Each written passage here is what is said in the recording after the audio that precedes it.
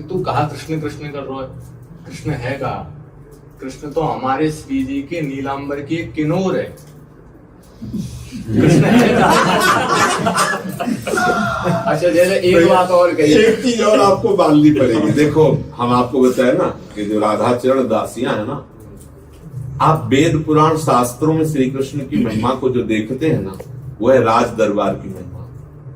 जब राजा अपने राज दरबार में जाता है ना, अखिल कोटि ब्रह्मांडों के स्वामी पधार रहे, और जब वही महाराज महल जाते हैं ना और जब उनकी महारानी की सखियां होती हैं, रुकिए जी, क्यों अभी महारानी जी कुछ मिनट बाद मिलेंगे आपसे। अब वो ये नहीं कह सकते कि हट नहीं, महल तो मेरा ही, ऐसा नहीं कह सकते। अगर ऐसा कहने की सोची भी तो उनकी भ्रकुटी चढ़। आज तक भगवान श्री कृष्ण को कोई धूर्त बोल पाया हो ऐसा ब्रह्मांड में कोई ऋषि मुनि महात्मा आप बोलना। सुधा निधि में स्पष्ट लिखा, किम्रे धूर्ता प्रवर, कौन बोल सकता है? अत्यंत श्री कृष्ण को प्यार में पगी, जो श्री कृष्ण के प्यार में पगी सखियां। अब जो ये सखिया बोलती ना कि मेरी प्यारी जो के नीलांबर का कोर है, आप अन्यत्र न ले जाइए, आप उनके प्यार को देखिए। आप उनके प्यार को देखिए कि प्रिया जी से कितना प्यार करते हैं, और लाल जी प्रिया जी को कितना प्यार करते हैं। आप देखिए, जो रसिक महान पुरुषों की दृष्टि से श्री श्यामा जी के चरणन की बलिहारी, जे है बसत किशोर लाल के प्राणन मध्य सदारी, बिहरत कुसुम पराग लगत जो पीत बसन ले झारत, लुठत मयूर चंद्रिका तिंतर अद्भुत छवि निहारत, जावक चित्र बनाई संवारत, करम सफल तम मानत, हित ध्रुव ते सब हिन ते दुर्लभ, रसिक मरम पे जानत सी श्यामा। अब श्यामा जी कौन है? लाल जी तो है, समझ रहे? लाल जी तो है, श्यामा जी लालजू है, लालजू श्यामाजू है, दो थोड़ी। रसो या परमानंद एक के द्विधा सदा। वेद जिसे प्रतिपादित करता है जिस तत्व को, रसो वैसा रसम हृदय लब्ध्वा आनंदी भवतु, वेद कहता है वो रस कैसा है, वो परम तत्व कैसा रस में है, और वो रस कैसा है, वो महाआनंद में है। उस रस को प्राप्त जान लेता है, लब्ध्वा, वो आनंदी भवतु, परमानंद में मगन हो जाता है। ध्रुवदास जी उसी वेद के सिद्धांत का सार वर्णन कर, रस ही की मूर्ति दो, ये रसिक लाडली लाल, रस ही सो बिलसत रहे, ये रस भरे नयन। तत्वतः प्रिया और लाल दो केवल देखने में है। वैसे भी श्री हरिवंश सुरीत सुनाऊं, श्यामा श्याम एक संगाऊं, श्यामा श्याम एक संगाऊं, छीनिक कबहु न अंतर होई, प्राण सु एक देह दो, दो देह में एक प्राण एक मन स्फुरित हो रहा है। अब दो देह में एक प्राण एक मन स्फुरित हो रहा, मतलब श्यामा जो ही लालजू है, लालजू ही श्यामा जो है।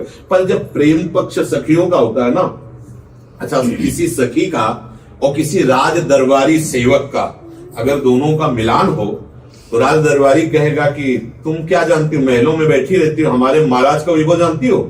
एक बार भ्रकुट टांग दे तो बड़े बड़े सुरेश्वर जो है चरणों में झुकते हैं, तुम क्या समझती हो? वो कहेगा ज्यादा डींग मत खा। जब मेरी महारानी की भ्रकुटी चढ़ जाती है तो तुम्हारे महाराज हाथ जोड़े वहां टेके हुए बैठे रहते, हमने देखा है। तुमने देखा है? वो कहेगा हमने तो नहीं देखा। बोले बात हो एक दरबार की समझ रहे?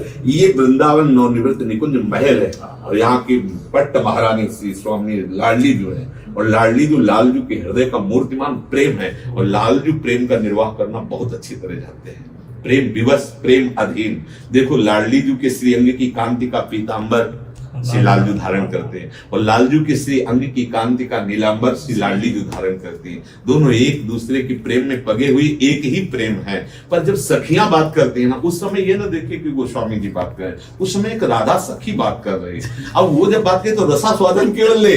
अगर वो इतना बोल भी सकते हैं कि तुम्हें क्या पता, महावर रचने के लिए रोते हैं, तड़पते हैं हमारी लाडली जी के, वो प्रभु जब सेन नाई बन करके राजा के चरण दबाने, उनकी मालिश करने जा सकते अपने भक्त के प्रेम विवश होकर, तो लाडली जी तो प्रेम समुद्र का सार है। अगर वहां ऐसा तो कौन सी बड़ी बात हो गई। जब तक प्रेम का परिचय नहीं प्राप्त होता ना, तब तक ऐसा होता है। और लाडली जी की सखियां लालजू को बहुत प्यार करती है, क्योंकि लाडली जी के प्राणनाथ है ना लालजू, हमारे प्राणनाथ लाडली जी।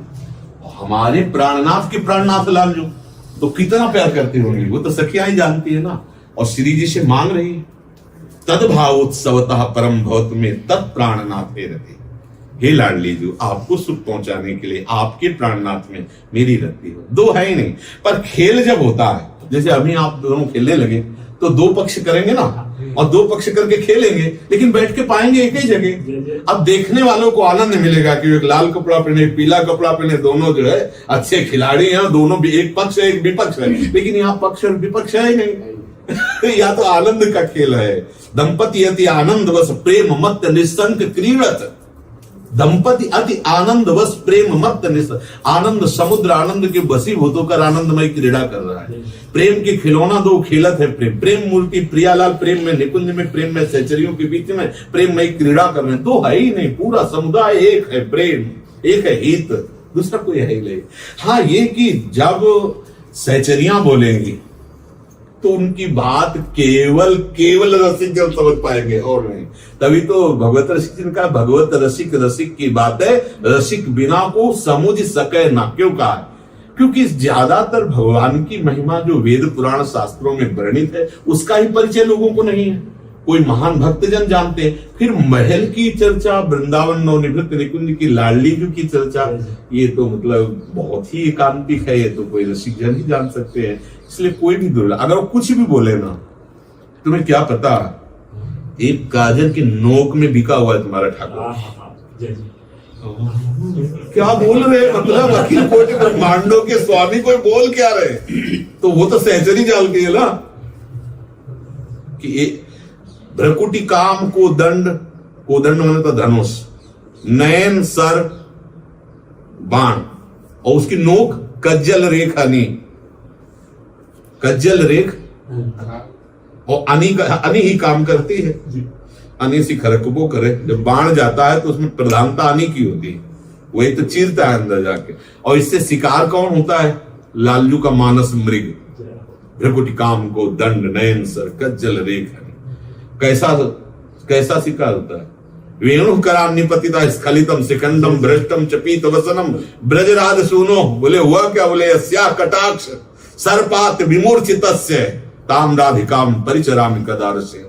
हम उन श्री लाडली जी की परिचर्या के लिए आकांक्षा करते हैं जिनके कटाक्ष मात्र से ये बंसीधारी अखिल ब्रह्मांडों के स्वामी मूर्छित हो जाते हैं। कहाँ मुरली कहाँ पीतांबर, होश नहीं रहता। ये सहचरी बोल सकती है और नहीं तो एक काम पूरे त्रिभुवन को परास्त किए है, ऐसे करोड़ काम रति सहित मूर्छित हो जाते हैं जिनकी मंद मुस्कान में वो ऐसे लाल जी। हरिवंश महाप्रभु नहीं कहते, लाल की रूप माधुरी नयन में निरखी नेक सखी। और भागवत में भी लिखा है, तासाम आविर्भूत स्वरिष्मय मान मुखाम्बुजा पीतांबर ध्रास साक्षात मन। तो ये प्रेम का विलास है ना। जय जय। एक आपने जितने भी कथा सुनाई बड़ा आनंद आया। एक लीला मन में स्फुरित भई, ठाकुर जी को ऐसी भागवत जी को पाठ करते करते, अगर आपकी आज्ञा हो तो सुना। एक बार श्री जी के मन में ऐसी आकांक्षा हुई कि मैं लाल जी को श्रृंगार करूं। तो श्री जी स्वयं पुष्प चयन करने गई और पुष्प चयन कर रही है श्री जी, और करते करते एक डाली थोड़ी सी ऊंची है, तो तभी लाल जी वहां आ गई। तो श्री जी ने कि बोले लाल जी थोड़ी सी सहायता करो, ये पुष्प थोड़ा सा ऊंचा है, नीचे कर दो। बोले श्री जी आप चयन कर रही हो तो आप ही करो, मैं आपकी सहायता जरूर कर दूंगा। कैसे? तो लालजू ने श्री जी को थोड़ा सा गोद में उठा लिया। अब श्री जी ने पुष्प चयन करो और लालजू ने कहा करो कि मैं ही छोड़ दी। अब लालजू जो है रूप सनातन गोस्वामी ना, तो रूप जी इसी लीला का चिंतन करके हंस रहे थे जब वो छोड़ा। तो जो है डाली पकड़ के श्री जी वहीं रह गई और लालजू वहां तक खिसक लिए। कोई बात नहीं, ललता आदि सखी ने देखी तो वो श्री जी जो नीचे उतारी, पर श्री जी जो मान करके बैठ गई। अब रात को समय में श्री जी आई नहीं, तो लालजू स्वयं आए निकुंज में। बोली श्री जी कहाँ है? तो सखी ने बताई, बोली वो तो मान करके बैठ गई, आज कोई रासवास कुछ करना है।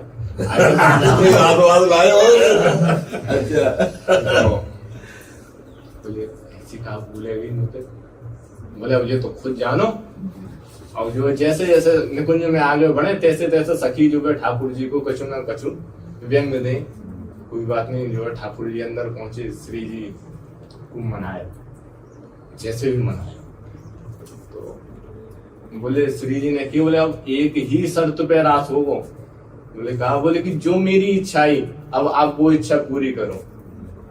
तो श्री जी को श्रृंगार ठाकुर जी ने स्वयं अपने हाथों से पुष्पन को श्रृंगार करो। तब श्री जी जो है मान तन त्याजो और जो है रास में आई। विविध लीलाएं प्रभु की है, हमारे नवनिर्मित निकुंज विलासी श्यामा श्याम। और इन्हीं लीलाओं के चिंतन में रसिक महापुरुष डूबे रहते हैं, उसी आनंद में गोते लगाते रहते हैं।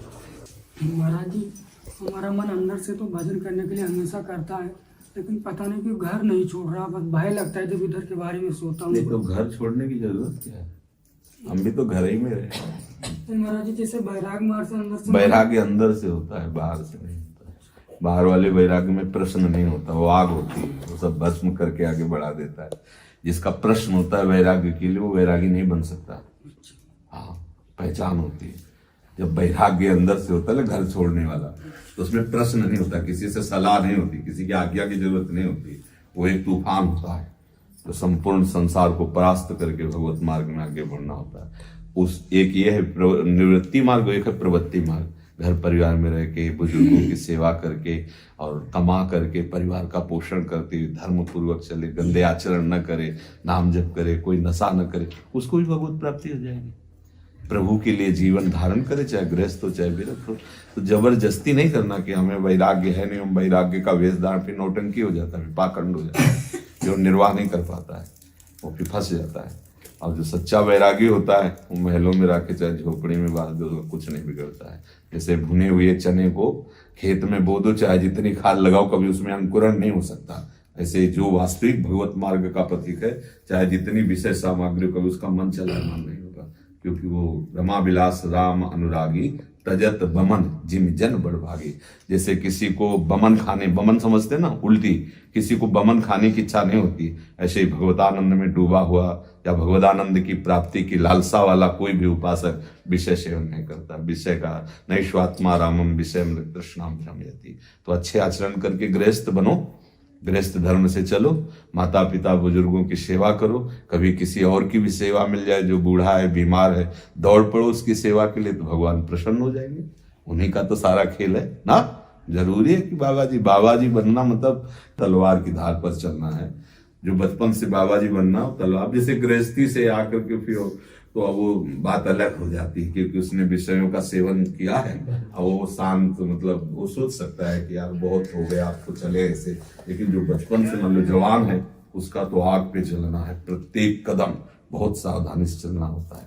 तो वो तो छोड़ो, तुम गृहस्थी के मार्ग से भगवत आराधना करो, नाम जप करना है, अंदर अंदर खूब जप करो, ठीक है। गुरुदेव, आपकी कृपा से स्थायी वास मिल गया वृंदावन का। हाँ। और गुरुदेव,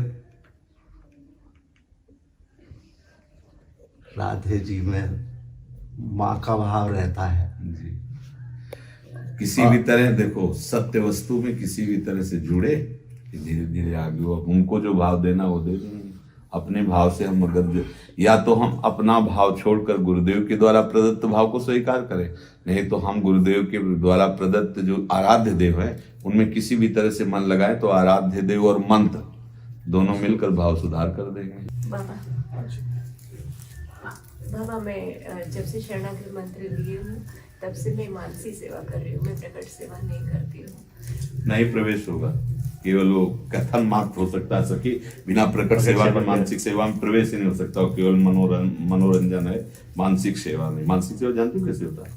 मानस पटल पर उपास्य देव विराजमान है, हम देख रहे हैं उनकी चंद्रिका, देख रहे हैं उनके नेत्र, देख रहे हैं उनके कपोल, देख रहे हैं उनकी मुस्कान, देख रहे हैं उनके चरण। जब तक हमारा मन प्रिया प्रीतम में नहीं हुआ, तब तक मानसिक सेवा क्या हो रही?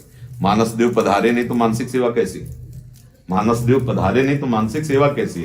और आचार्य और महापुरुषों ने प्रगट सेवा से ही मानसिक सेवा में प्रवेश होता है। जब हमारे आचार्य करते थे प्रगट सेवा, जब हमारे गुरुदेव करते हैं प्रगट सेवा, जब तुम्हारे गुरुदेव करते हैं प्रगट सेवा, तो मानसिक सेवा में तुम्हारा कैसे प्रवेश हो जाएगा? देखो, यहां ढकोसला नहीं चल सकता। सिद्धांत से चलोगे तो चलोगे, जब तक आप उनको नहीं पाओगे प्रगट में, तब तक। या मानसिक में आप ले लिया करो पानी और भोजन, आप प्रगट में भोजन पानी बंद करो, मानसिक से स्वरूप का पोषण करो, कर सकती हो। पानी पीना है, भोजन पाना है, तो फिर मानसिक से क्या होगा? प्रगट में उनको जब तक नहीं पाओगी तो जूठन कहाँ बनेगी? नहीं। अपराध से डर लगता है बाबा, है? अपराध से जो मैं अरे ये सब बेकार की बातें हैं। इसको पवाती हो ना, क्या डर लगता है तुम इसको? ऐसे नहीं, अपना मानती हो ना, तो इसको पवाती हो, स्नान कराती हो, भोजन कराती हो, डर लगता है क्या? क्यों? क्योंकि अपना है ना। तो प्रिया जो अपनी है ना, क्या परेशानी है? हमारे आगे जो भोजन की थाल आएगी, पहले हम प्रियालाल को पाएंगे। हम नहीं जानते वो कैसी बनी क्या है। अगर हम उस परिवार में रहते, जबरदस्ती हमको भोजन दिया जाता है, तो हम आंसू भर करके भोजन पहले प्रियालाल के सामने रखती है। स्वामी जी आप जानती हो मैं कैसी परिस्थिति, लेकिन आपको पाए बिना हम पा नहीं सकती। अब राधा नाम विराजमान, राधा वल्लभ नाम, उपासना पद्धति। तो ऐसा, अगर ऐसा है कि परिवार हमको डांटता है, ना तिलक लगा सकते हो, कंठी लगा सकते हो, कुछ, तो फिर नाम हमारे ऊपर, हम मानस में नाम विराजमान करते, नाम का भोग लगाते हैं ना। पर वो स्थिति श्री जी देख रहे कि आप ऐसी परिस्थिति में, लेकिन प्रगट सेवा बहुत ही जरूरी है, क्योंकि हम प्रगट जीवन में व्यवहार में जी रहे हैं। ऐसा सके हमारी जैसी बात है। बाबा नाम सेवा ले सकते हैं। हाँ, राधा नाम से हम तो खूब, हमारा प्राण है, हमारा जीवन है। छोटा सा राधा नाम ऐसे विराजमान, उतने से काम हो जाएगा। छोटा राधा नाम विराजमान किया, जो मिला हमें। हम मान लो कह के रसोई से अमनिया नहीं जाने देते, तो जो आपको मिला वो हमारे लिए अमनिया है, पहले अर्पित किया। पानी पीना राधा वल्लभ लाल की, पहले अर्पित किया फिर पिया। ये जो हमारी पद्धति है।